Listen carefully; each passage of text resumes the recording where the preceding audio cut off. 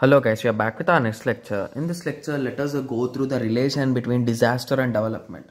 So few might be thinking that okay, disaster causes destruction and everything. So how or what is the relation of it with the development? You might be thinking, right? Okay, so I'll be giving you a small example, guys. Okay, so assume in that way. So a road need to be constructed or a road to be reconstructed or maintained, which has currently many potholes, guys. Okay, so they need to reconstruct this road, but this road is in such a place that this road cannot be closed for any time, like 24/7 the vehicles will be moving on it, and there is no alternate route for this to skip this part. Okay, so at this time to reconstruct this road, it is really hard, right? Yes. So assume that an earthquake has come and the road was completely damaged such that no vehicle can go on the road from now on. So it is indirectly helping, right? So then they will be closing the road as no one can enter because it is completely not possible to go. So they'll be closing the road and they'll be reconstructing it, and they'll be maintaining it, or they'll be reconstructing it and they will be opening the road again. So here it is helping in development, right? Yes. So it completely depends on when it is happening. Or take the same example, but assume that the road was constructed completely and it was a neat road, and the next day only the earthquake has come and it created cracks and everything on the road, guys. So that is a disaster. That is a problem. So in this way, it completely depends on the situations. So that is the reason why disaster, you cannot say that it's always a negative thing. It might be positive also. Remember that. Okay. So disaster can destroy development interactivities and create development opportunities. So it can destroy something and it can provide some more employment for that particular thing. So this road was destroyed again. So again, someone should work on it again, right? So it is providing some kind of employment or something like that. Yes. Okay, so development schemes can both increase and decrease the vulnerability. Okay, so when a disaster did occur, the response was directly meeting the emergency needs and cleaning up. Okay, so in the current approach, it has been realized that much more can be made as a hazard and disaster. Okay, so disaster set back development programming. So basically assume that there is a development going on, and if an earthquake or some kind of disaster comes, that could set back the whole thing into the first place.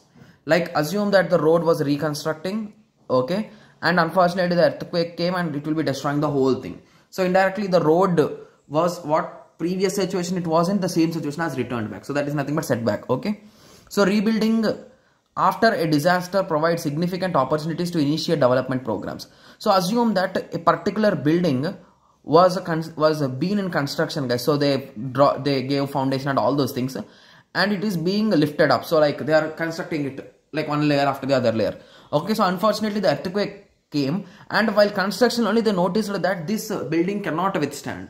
So at that time, that's an advantage, right, for them? Yes. So it is going to give a new development option for them. So they can redo some things to make the best out of it, right? Yes. So development programs can increase the area of suspicions, okay, to disaster. So basically, if there are any chances of disaster, you will be identifying them easily in that situation. Okay. So development programs can be designed to decrease the suspicion of the susceptibility of the disaster. So you can construct them in such a way that the disaster will not affect the building or anything. Okay. So projects are thus being designed to include the disaster recovery program and with a long-term development needs in mind. Yes. Okay. So this is a small cycle, guys. So don't get scared with the cycle. It is just a simple thing. So here we are dividing into two different parts, guys. So this side is nothing but positive. This side is negative. This side is disaster and this side is development. Okay. So if it is a negative and it is a development, what will be the thing, guys? So development can increase the vulnerability. So in this situation, the vulnerability is increasing, whereas a development and positive, so means there is no issue, right? So it is reducing the vulnerability. So there is no chances of any kind of disasters. So negative and disaster. So disaster can set back everything. So basically here it is a negative and disaster. Similarly, disaster and positive. So disaster can provide development opportunities. So it is going to give some opportunities. Okay. So these are nothing but the four concepts you can say in relationship between the disaster and development, guys. So that's what it is written here.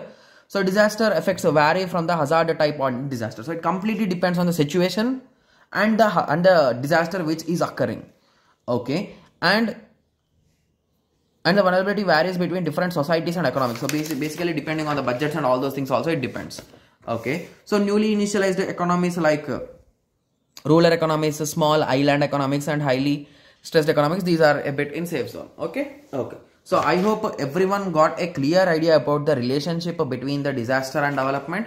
So in the next lecture we will be going through factors affecting vulnerability, guys. Okay, so let us meet in the next lecture. Thank you. Thanks for watching.